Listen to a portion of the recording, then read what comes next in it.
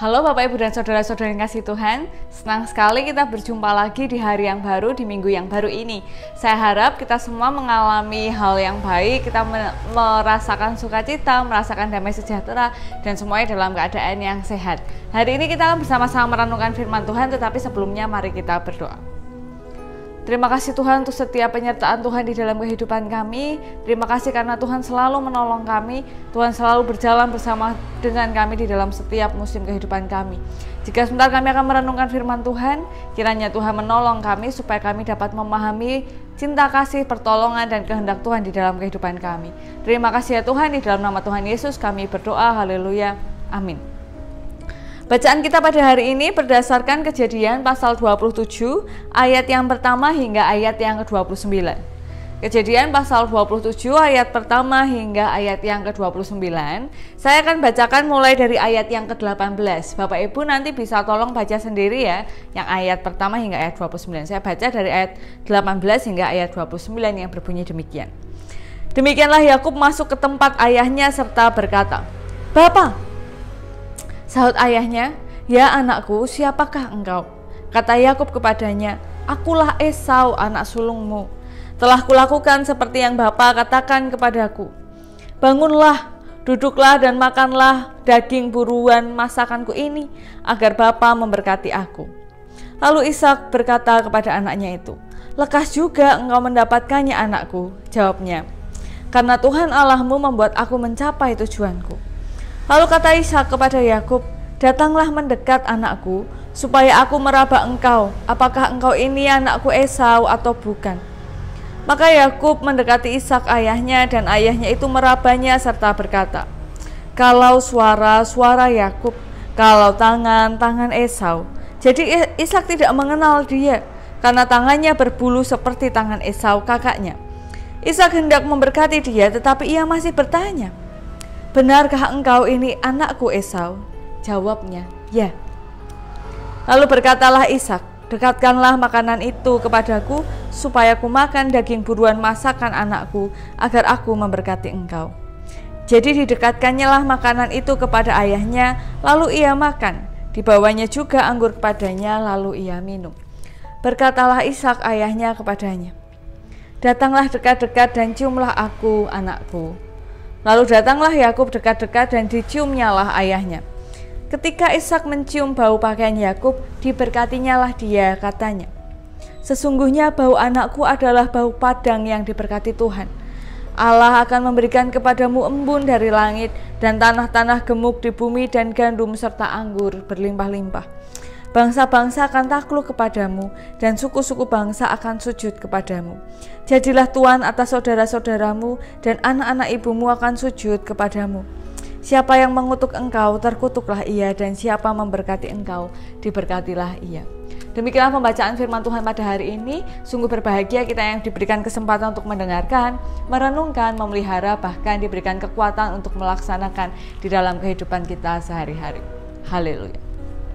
Bapak Ibu dan Saudara-saudara yang kasih Tuhan, apakah pernah terbersit dalam pikiran atau mungkin pernah mendengar perkataan berkat yang tertukar? Jadi seumpama harusnya nih aku yang menjabat di bagian itu, bukan orang itu. Harusnya aku yang duduk di sana. Harusnya aku nih yang masuk perguruan tinggi di sini, bukan mereka.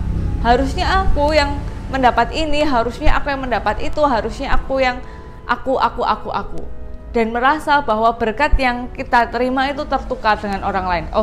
Berkat yang orang lain terima itu tertukar dengan berkat kita. Harusnya kita yang mendapat, tetapi bukan. Nah, pertanyaannya, apakah iya yang namanya berkat itu bisa sampai tertukar-tukar? Nah, hari ini kita bersama-sama merenungkan, membaca. Kalau Bapak Ibu tadi membaca dari ayat 1 sampai 29, sebenarnya berkat ini adalah berkat sulung. Jadi ini diberikan kepada anak sulung, ini hak kesulungan. Dan di budaya yang sangat patriarkal kala itu, berkat itu hanya disampaikan oleh ayah. Jadi ibu tidak punya hak untuk memberikan berkat kesulungan kepada anak. Ya memang selama ada ayahnya ya ayahnya begitu. Bahkan di dalam cerita-cerita sebelum ayahnya meninggal itu ayahnya akan menyampaikan, jadi bukan ibunya, karena mereka memang sangat patriarkal. Dan berikutnya adalah ini sangat tergantung oleh garis keturunan. Jadi anak sulung, dan ini adalah anak laki-laki yang diperhitungkan ya. Jadi kebanyakan memang kalau kita baca di Alkitab itu tidak banyak orang menyebutkan anak perempuan. Jadi paling anaknya satu atau anaknya dua, jadi jarang ada anak perempuan. Menantu mungkin iya, tetapi kisah tentang anak perempuan itu hanya sedikit, paling cuma sedikit, sangat sedikit. Nah, ketika hak kesulungan itu ditetapkan, maka ini adalah menjadi milik Esau. Nah, lebih-lebih lagi di dalam keluarga Ishak ini ada favoritisme yang sangat besar. Jadi Ishak menyayangi si Esau dengan lebih, sedangkan si istrinya Ribka menyayangi Yakub dengan lebih. Jadi si anak kembar ini disayang oleh orang tuanya, yang satu lebih disayang, yang satu juga lebih disayang yang lain. Jadi memang ada favoritisme yang besar. Nah, karena waktu itu yang mendapatkan hak kesulungan ya tentu anak sulung, dan kebetulan adalah Esau sesuai dengan favoritnya bapaknya. Jadi sudah cocok. Nah, ketika ibunya dengar, harusnya si Yakub nih, anakku Yakub nih yang menerima berkat itu. Aku maunya anakku Yakub yang menerima. Jadi akhirnya ibu ini, si Ribka ini pergi bersama dengan, bukan pergi ya, mengatur strategi, dan dia menyuruh Yakub melakukan ABCD ketika Esau anaknya juga sedang pergi. Nah, tapi ini kan ibu ya, maksudnya suami istri ini, orang tua ini kan dua-duanya adalah orang tua dari dua anak itu. Jadi sebenarnya tidak ada maksud untuk mencelakai. Jadi bukan berarti ketika yang satu tidak mendapat hak kesulungan itu akan mendapat kutuk, enggak. Jadi memang akan ada berkat, tetapi beda. Hak kesulungan ini istimewa, sangat istimewa. Nah, jadi ini dipakai untuk berebut, dan si dua anak ini kan kembar ya. Jadi kembar ini kan agak tricky gitu. Ada orang yang berkata yang keluar duluan itu kakak, tapi seiring perkembangannya zaman juga ada yang bilang bahwa yang keluar duluan itu adik, karena kakaknya menunggu supaya adiknya keluar duluan, kakaknya ngalah. Jadi agak tricky gitu yang mana yang sulung. Nah, tapi waktu itu memang Esau yang ditetapkan sebagai kakak. Nah, jadi kalau kita lihat, wah ini Yakub ini dapat berkat kesulungan ini kan dengan cara tipu muslihat. Dia mencuri berkat yang seharusnya adalah milik Esau, mengatur strategi sedemikian rupa, apalagi ketika Esau pergi dan mengambil berkatnya. Tetapi kalau kita baca di pasal sebelum-sebelumnya, di pasal 25 ayat 19 sampai ayat yang ke-34, kita mau melihat bahwa Esau itu sebenarnya sudah menjual hak kesulungannya kepada si Yakub dari sup yang merah itu. Jadi gara-gara dia capek, dia lapar, lalu dia minta sup merah, lalu si Yakub bilang, ya sudah, tapi hak kesulunganmu tak ambil ya, jadi tak tukar gitu. Nah, karena si Esau lagi capek banget, ya ambil ya. Mungkin ya dia nggak berpikir panjang ya, tetapi memang hak kesulungan itu secara verbal sudah diserahkan, ditukarkan oleh Esau kepada Yakub. Tetapi mungkin karena itu tidak dianggap serius oleh Esau, dia nggak ingat lagi. Jadi ketika ayahnya berkata bahwa ia akan memberkati Esau, dia nggak lalu bilang, oh Pak, tapi waktu itu sudah tak kasihkan ke Yakub hak kesulungan itu, kok sampai Yusuf ke Yakub hak kesulungan itu. Jadi Yakub aja lah, enggak, dia juga mau menerima karena ini memang hak yang sangat istimewa. Nah, lalu setelah itu akhirnya dapatlah Yakub hak atau berkat yang pertama-tama diberikan kepada anak sulung. Nanti kalau kita baca berikutnya ya, Esau diberkati juga, tetapi berkatnya tidak lebih besar gitu ya, dalam tanda kutip tidak lebih besar daripada hak yang diterima oleh berkat yang diterima oleh si Yakub tadi. Nah, kemudian jadi terpikirkan, wah berarti caranya nggak bagus ya. Nah, sebenarnya ini kalau kita baca Alkitab sepotong-sepotong ya memang agak bingung ya. Tetapi kalau kita lihat, bukan dalam artian sedang membela Yakub ataupun Ribka ataupun membela siapa-siapa, tetapi ketika kita baca bahwa yang pertama, si Esau memang sudah menyerahkan hak itu kepada Yakub. Dalam keadaan mungkin dia ya nggak terlalu pusing ya, namanya orang lapar kadang kan mikirnya juga nggak jernih gitu. Nah, yang pertama sih itu tidak dicuri seutuhnya karena memang sudah diberikan, walaupun prosesnya memang tidak seperti itu. Tetapi kalau kita baca juga alasan yang kedua, sebenarnya kalau kita lihat di dalam kisah-kisah di dalam Alkitab ini, Tuhan itu memberikan berkat itu secara random gitu. Maksudnya manusia nggak bisa menentukan yang sulung atau yang apa. Kalau kita baca nanti si Yakub ini memberkatinya juga adalah Yusuf, bukan kakak-kakaknya yang lain ya, kakaknya juga diberkati, cuma yang paling besar diberikan kepada Yusuf. Nah, dari anaknya Yusuf juga baru kemarin-kemarin ini kan kita pelajari bahwa yang adiknya, anak yang lebih kecil bahkan diberikan berkat yang lebih besar daripada kakaknya. Jadi sebenarnya sebenarnya Tuhan itu sudah menentukan ini bagiannya ini bagiannya memimpin, ini bagiannya untuk jalan di sebelah sini, ini bagiannya, ini sudah ada bagiannya sendiri-sendiri, dan itu tidak mungkin tertukar. Jadi memang dari awal Yakub yang akan dibentuk, akan menjadi alat Tuhan di bagian ini, tidak Esau. Tetapi cara yang Yakub pilih bersama dengan Ribka mungkin memang tidak bijaksana. Berbeda dengan Yusuf. Yusuf tidak mencuri, Yusuf tidak memaksa, Yusuf tidak memakai tipu muslihat. Dia jalan saja dan memang dia kemudian mendapatkan itu. Apalagi sih anak-anaknya Yusuf kan itu mereka nggak pakai trik apapun ya. Bahkan Yusuf itu sudah mengatur bagaimana yang kakak mendapatkan berkat yang lebih besar, tapi ternyata enggak. Nah, sebenarnya berkat yang diberikan Tuhan kepada manusia itu tidak akan tertukar, karena berkat yang datang itu bersamaan dengan tanggung jawab. Jadi kalau misalnya kita renungkan ya, ketika Yakub punya berkat yang lebih besar daripada Esau, karena ada karya yang harus dilaksanakan oleh Yakub secara turun-temurun. Kalau kita lihat bagaimana Yakub itu berkarya, nanti itu berkaitan dengan karya yang dilakukan oleh Yusuf. Yang dipilih bukan anak Esau, tetapi memang adalah Yusuf. Jadi ini gambaran yang besar.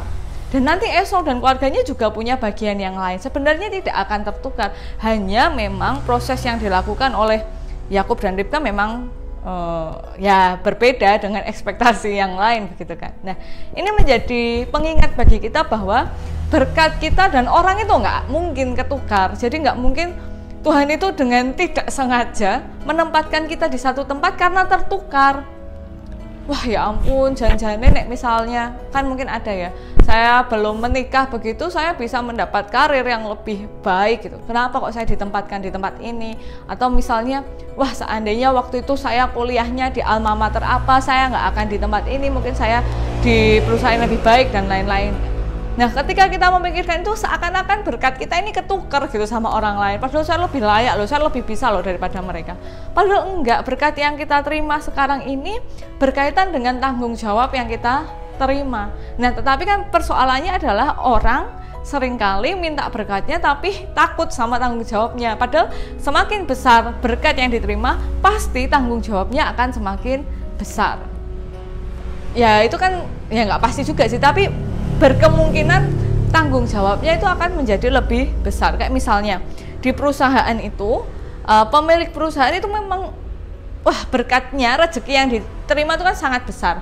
Beda dengan misalnya karyawan kontrak ya. Tapi karyawan kontrak ini tidak punya pertanggungjawaban terhadap seluruh perusahaan. Maksudnya adalah ketika dia melakukan kesalahan gitu, ketika dia misalnya dipecat, yang rugi adalah keluarganya dia gitu. Dia bertanggung jawab hanya kepada keluarganya. Sedangkan kalau pemilik perusahaan ini sampai bangkrut, tertipu dan lain-lain, dia bertanggung jawab terhadap seluruh perusahaannya. Dia bertanggung jawab atas begitu banyak orang. Jadi berkat itu akan berjalan lurus dengan tanggung jawabnya sebagian besar seperti itu, walaupun mungkin nggak semuanya ya. Nah, yang kalau kita baca dan pahami, mereka ini akan jadi bangsa yang besar, dan bangsa yang besar itu tanggung jawabnya itu pasti lebih gede gitu, karena mengelola yang kecil itu lebih mudah daripada mengelola yang besar. Nah, ini yang menjadi perenungan bagi kita. Sekarang kita nggak perlu khawatir bahwa ketika kita merasa, misalnya kita merasa di posisinya Esau gitu, orang itu loh mencuri dan lain-lain. Enggak, Tuhan itu, aduh masa Tuhan tidak lebih pintar dari Yakub? Kan ya nggak mungkin. Masa Tuhan itu sampai tertipu, iya harusnya kan ini Esau tapi itu Yakub, kan Tuhan pasti sudah tahu. Dan berkat itu tidak tertukar, sama seperti tanggung jawab yang tidak tertukar. Kan kita nggak pernah ya iri sama tanggung jawabnya orang. Wah aku pengen nih dapat uang kayak artis-artis itu main di sinetron dapat uang ratusan juta. Tetapi ingat bahwa hidupnya artis itu disoroti, dia pakai baju dilihat, dia dandan dilihat, dia pacaran sama orang dilihat, dia makan aja dilihat, semuanya dia dilihat. Setiap hari dilihat satu Indonesia Raya. Dan ketika dia salah ucap, ketika dia melakukan sebuah kesalahan, seluruh Indonesia, orang-orang yang menonton terutama menghakiminya. Beda sama yang bukan artis. Mungkin uangnya nggak sebanyak artis, iya, tapi kalau dia salah, melakukan salah ngomong gitu yang tidak melanggar pidana ya, yang menghakimi dalam tanda kutip kan hanya orang-orang yang dengar di sekitarnya. Tapi kan kalau artis enggak, ya misalnya siapa begitu kemarin tidak bisa menyebutkan Pancasila sila keberapa. Nah kalau kita lupa Pancasila dan tidak sedang di syuting gitu, maksudnya ditanyain lalu, wah iya apa? Kan kita nggak masuk berita lalu nggak dikata-katain, orang Indonesia nggak hafal Pancasila dan lain-lain. Nah, berkat itu kok kita pengen berkatnya orang, padahal di sana ada tanggung jawab juga yang harus mereka lakukan dan itu tidak akan tertukar. Ketika Yakub menerima berkat itu, dia juga menerima tanggung jawab yang harus dia emban dan itu tidak tertukar. Tuhan itu lebih besar. Masa iya Tuhan itu tertipu? Jadi misalnya karyawan ini korup dan lain-lain, kok naik jabatan, apa Tuhan tuh, ya ampun tak kira kerjanya apa loh, wah tiwas tak unggah, kan nggak mungkin. Tuhan itu tahu benar berkat itu tidak akan pernah tertukar.